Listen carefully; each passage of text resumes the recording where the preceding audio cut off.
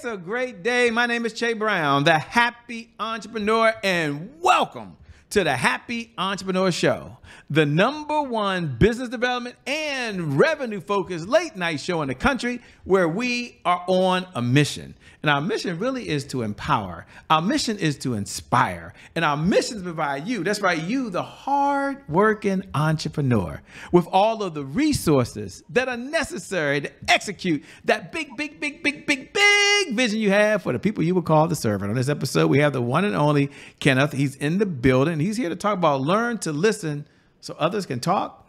Sounds kind of interesting. What's going on, Kenneth? How you doing, man? How you doing, Shay? I'm good. I'm glad to be here. I'm excited to be here and talk to you today. Well, thanks a lot for being here, man. Shout out to all of you who are watching, because without you, we don't have a show. You have a lot of choices. We appreciate you being here. And shout out to Sharon, by the way, for connecting us together, by the way. What a collaborator. Here's a question I have. People are looking at the shirt, and they're like, okay, Shay, the topics will be learn to listen.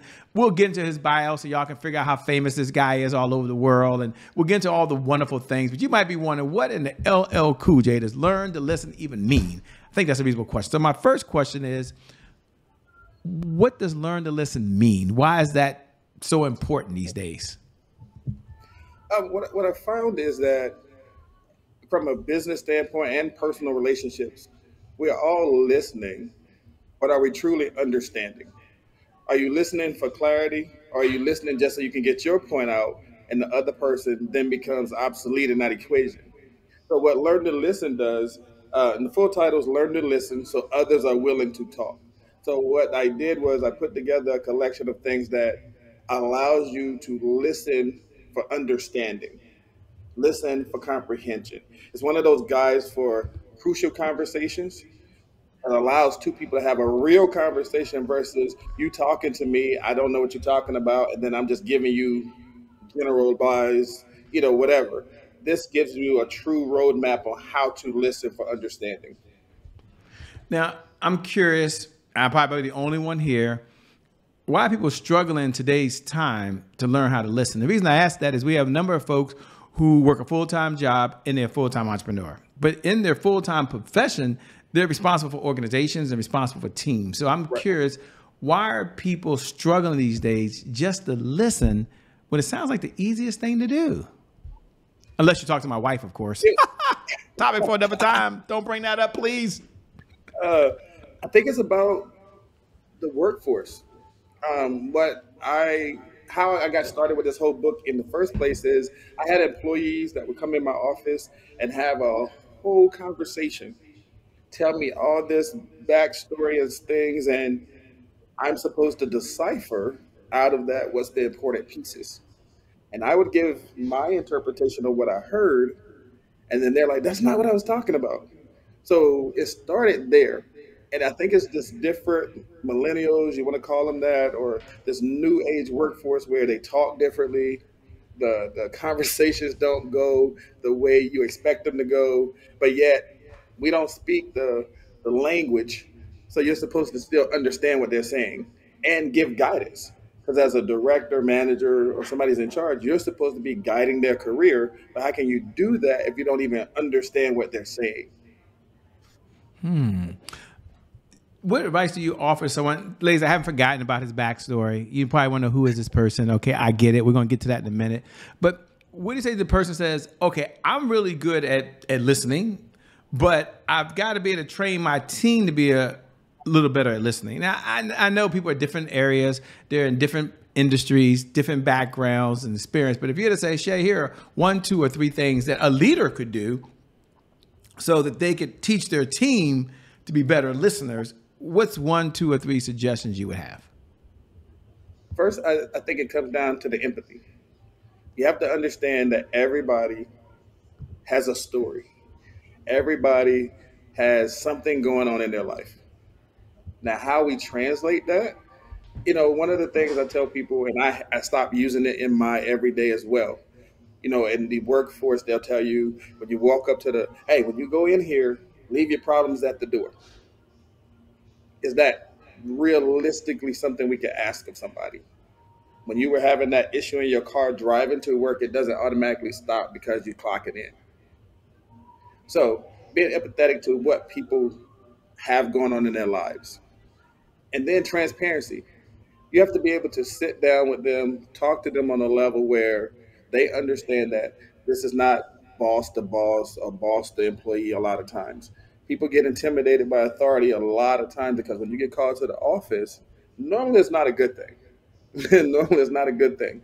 So being in that mindset that you are the authority figure, but you have the ability to change that person's day, change that person's week, and then that translates to them going home. So if they had a bad day at work, everybody the same, vice versa. I got to leave this at the door when I'm coming in, but how do I leave a bad day at work when I'm going home? So we always talk about that work-life balance, but it doesn't always equal that. So being empathetic, showing transparency, and the last one and the most important one, just be a decent individual. Like just be somebody who, and people always say it, talk to people how you treat people how you want to be treated. That is like probably number one, because if that person's sitting in your office crying and having a really tough time, is the boss hat still on?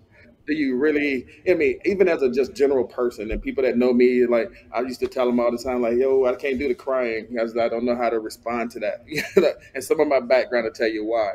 But when that person's going through their toughest moments, you are now their counselor. You are now the parental figure. You're all of these things because they're at work and they spend a lot of time there with you. You need to be able to, weave in and out of these pockets where they trust you, they're willing to talk to you, but while they're willing to talk to you, you have to be able to understand and give the right advice.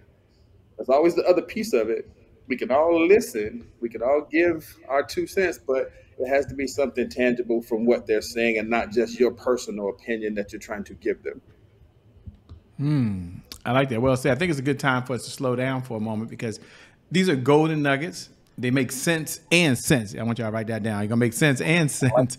I like that one. But take a moment if you can. People want to know, who are you, man? What's your backstory? You know the question. What's the backstory, and what led you to being so passionate about what you're doing these days? Oh man, who is Kenneth Campbell? Um, I am a military vet. I've had the same profession my whole entire adult career, I guess you should say. I am, certified in all things sterile processing. I sit on several different boards for the industry. I run a podcast myself about sterile processing, and I'm also an accomplished author in the business of sterile processing. I have 2 books out that help people in this realm. 18 years in the military, the rest in the civilian sector. Seen a lot of things that to me weren't done correctly a lot of times. So it led me to want to be one of the people who can train other individuals or guide people on their mission to be who they are destined to be. Because a lot of times it takes a push. I had, a ROTC instructor when I was in high school that said he saw something in me and led me down the ROTC path, which made my love for the military come. And then I joined the military in high school. So from high school to now, all of those things have been instilled, and I still practice a lot of that stuff today because it made me who I am. Let me first say thank you so much for serving. Certainly appreciate that, by the way. Thank you. And as you were speaking, you've been tossing around the word leadership. And leadership means different things to different people. What is your definition of a leader these days? Yeah, that's the first question. What is your definition of leadership? And what does a good leader look like, or maybe a great leader look like these days? Again, a loaded question. I know there's so many different industries, so many different backgrounds, so many folks with so many different letters behind their name, but I just want to know what your perspective is, man. To me, leadership is the ability to guide a group or an organization in a way that it is better than when you got there. And I say that in so many ways because you can improve on things, you can bring in fresh ideas, but it all has to be a work in progress. Just because I did something Monday And the way the industry is, it may change on Friday. A leader can pivot in those moments and still get that message to his team, to the organization without compromising who they are. That's the biggest part of leadership to me, is not compromising your own moral beliefs just for a title. That is the one thing where we lack in leadership today. Everybody's title chasing, and you don't really get to see the fruits of your labor a lot of times, because if this person offers you more money, you're going to go there. And I'm not saying nothing's wrong with that. What I'm saying is that when you see a lot of these organizations, the leaders are bouncing around. The tenured leaders are almost non-existent anymore because of that reason. When you had those managers and leaders from the past, you see they've been at facilities 20, 30, 40 years because they believe in what they were doing. They believe in the mission of the organization, so they stay. Leadership also from the top says you treat your people that way, so they want to stay. So it's the twofold. Like you said, it's a loaded question, because the top leadership can be one thing, and then the bottom leadership thinking something totally different. So trying to get both of those people on the same page, I think, is where our struggle is in today's leadership realm. You definitely have our interest now, and that was spot on. And I guess the next question is, why do people struggle being great leaders? I mean, I think you wrote a book. I think you wrote a book on this, I believe. I don't have my Yes. notes in front of me. If you did, what Yes. was the name of the book that you wrote? And we'll get back to learn to listen, but I want to hear the name of the book you wrote, and why do leaders struggle with just being good leaders or great leaders? Because it seems to me, I'm the boss. Like, I should be able to say, hey, this is what I need you to do. And they just do it. That's why I write them a check. Unfortunately, I found in my business as an entrepreneur for 20 years, all the time, full time, it don't work that way, even for contractors. Exactly. So it's not about Exactly. Shea Brown. I don't want to have a counseling session here. But why do leaders struggle to be great leaders? And what's the name of your book? And who does it serve? My first book that I wrote was called Time to Talk: What They Didn't Tell Me. In the title, I tell you why I wrote it. Leadership is one of those things where the struggle is you're not prepared to be that leader. I know people gonna get quiet on me, but you can get promoted and not be prepared to take on that role. That's what my first book delves into, is the how to become a leader, the steps you need to necessarily become a leader, and how to cultivate that growth. People have this, this misconception, and again, this is my opinion, when they say, "Oh, he's a natural born leader."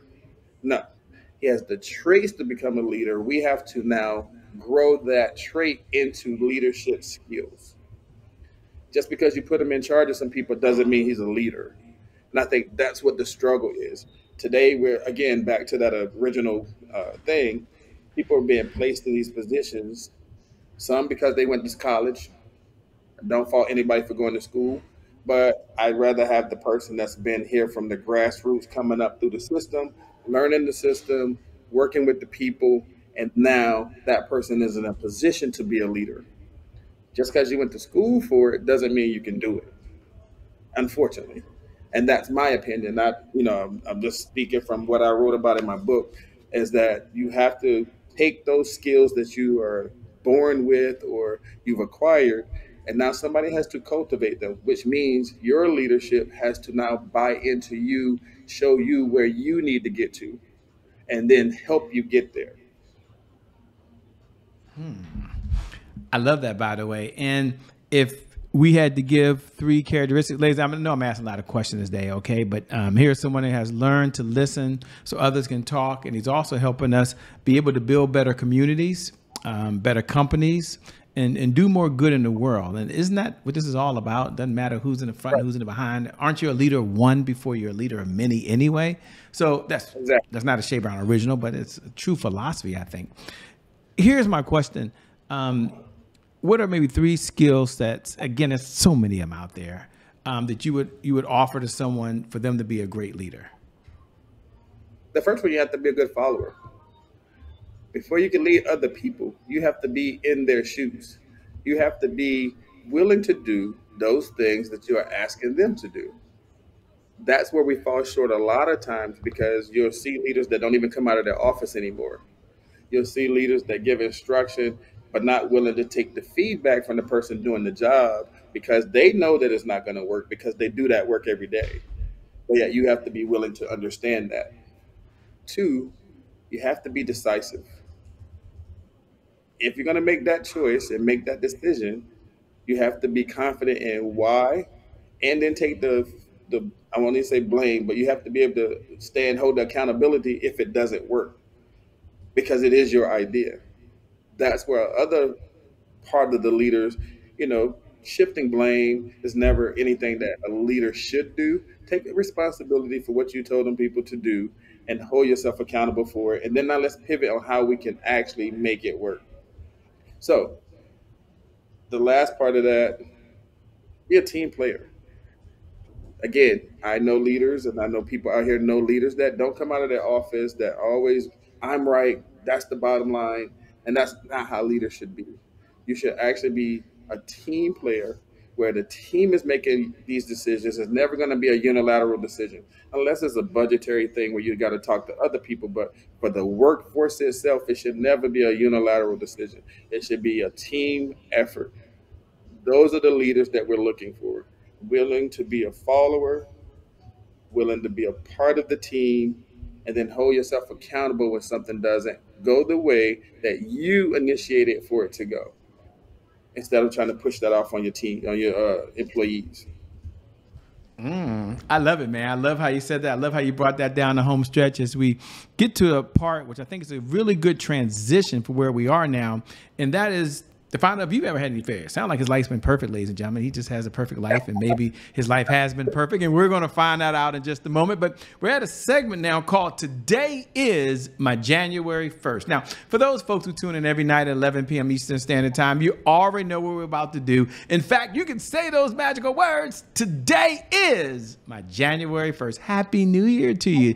Doesn't that feel so good? And for all the new folks who are joining for the very first time, welcome to the Happy Entrepreneur family. Today is my January 1st is our personal mantra here. It represents a fresh start. It represents a do-over. It means our past, no matter how dark and gloomy that past is, or how bright and sunny that past is back there, the past really no longer equals the future. And so my question for Kenneth on the other side is really twofold. Number one, when you hear those words, today is my January 1st, what do you hear? And number two, was there ever a setback in your life? Was there ever a challenge? And if so, man, how did you bounce back from it? Okay. So I've told y'all I was in the military. So my January 1st, I was in Afghanistan. We had the horn go off. It was some troops coming in, or so we thought. And we all rushed to the operating room. We're getting ready. And lo and behold, it's a Taliban soldier. In my heart of hearts and duty to the country, I didn't know how to feel about that. That was my eye opening, my reawakening to I had to have a different mindset, because at that one moment in time, you're telling me this guy tried to kill us. He's bombing our troops.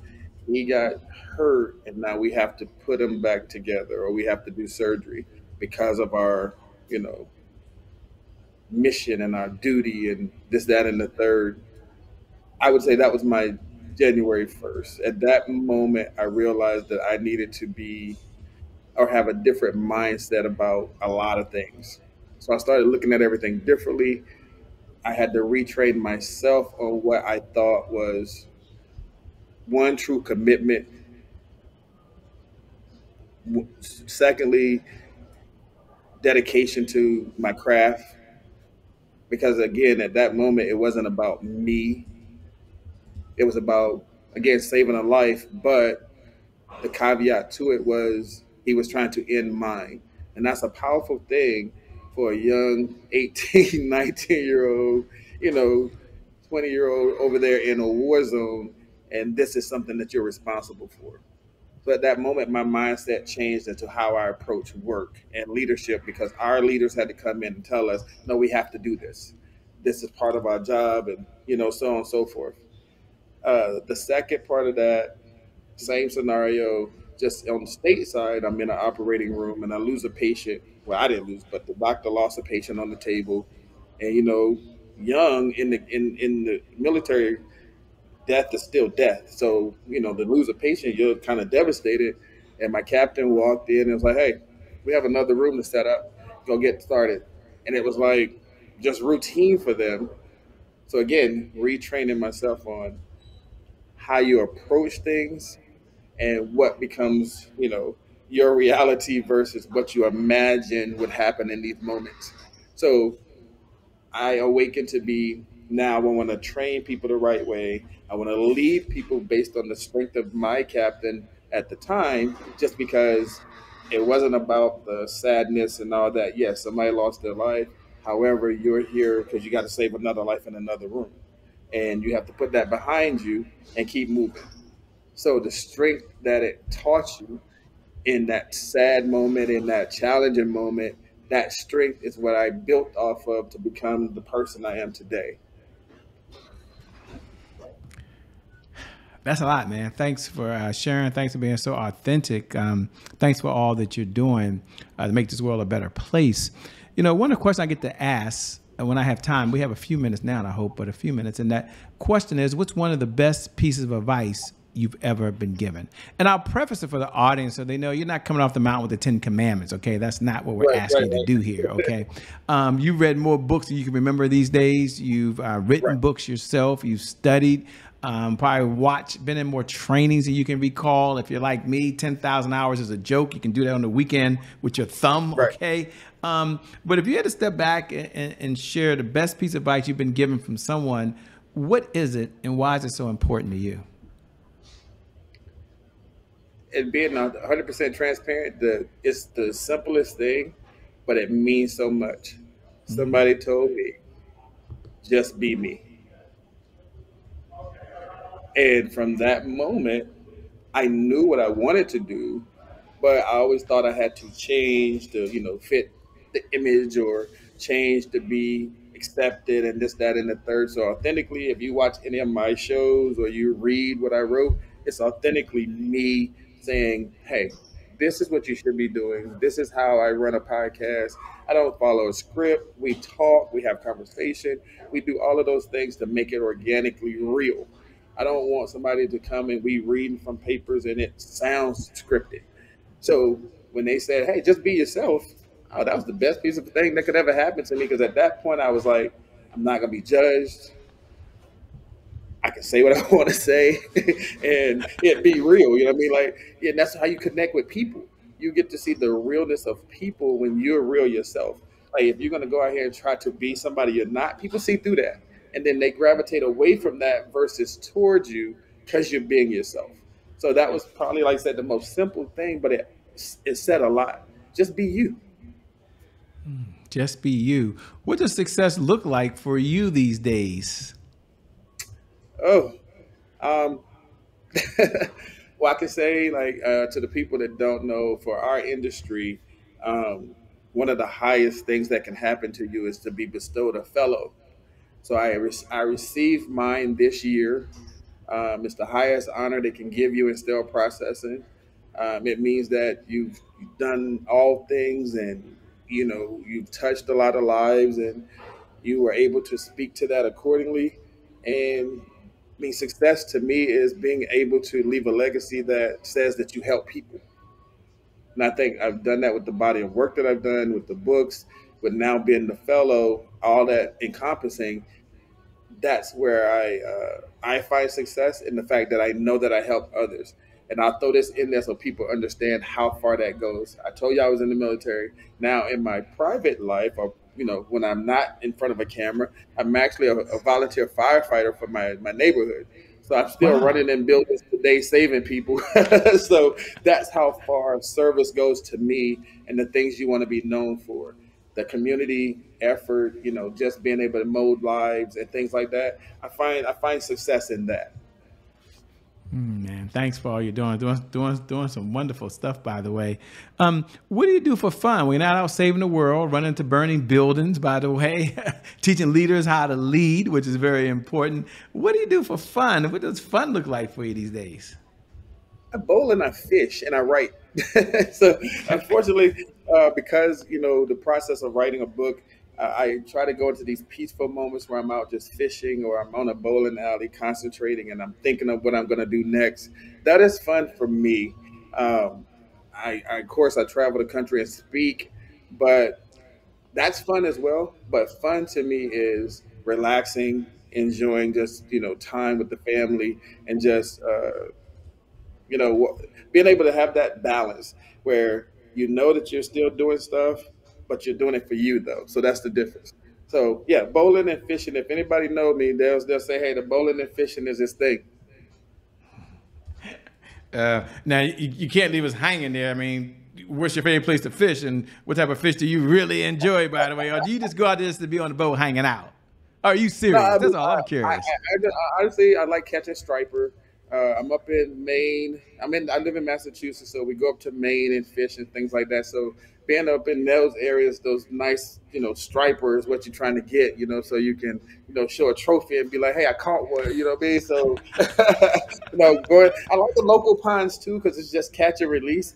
But going out in the water and being on the water on the boat, you're right. That's the best time ever. I can see that. That's so cool. As we come down the home stretch, man, two-part question. Number one, what type of clients is your firm looking to work with these days, if any? And number two, how can folks connect with you? They're like, hey, I like what I'm hearing. I like his book. What should they do? What do you recommend? Where do they go? Talk to the folks, please. I'm working with everybody. So I'm one of those, sponsorship or partnerships. I like all industry, people. I'm one of those entrepreneurs. Like if there's something that we can do to bring awareness to people about different aspects of anything, I'm willing to partner with people to do that.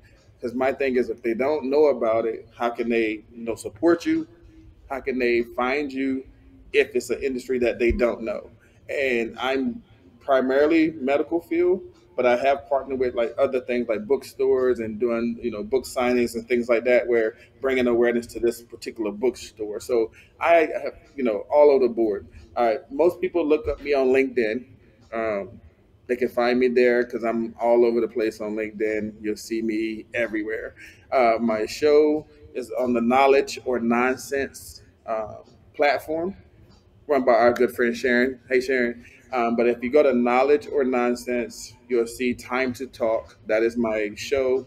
If you go there, you'll definitely find all things Kenneth.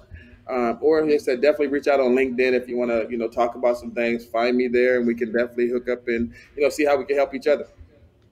I love it, man. Well, let me say thank you so much for being on the Happy Entrepreneur Show. I know you can always make more money, but you can't make more time. So you're giving us the most precious resource you have, which is your time. We appreciate it. Can't wait to connect with you again. Thanks a lot, Sharon. Thank you, man.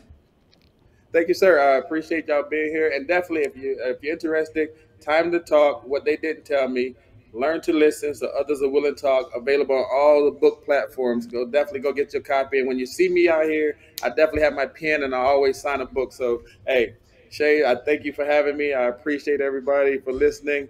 I just, I'm happy.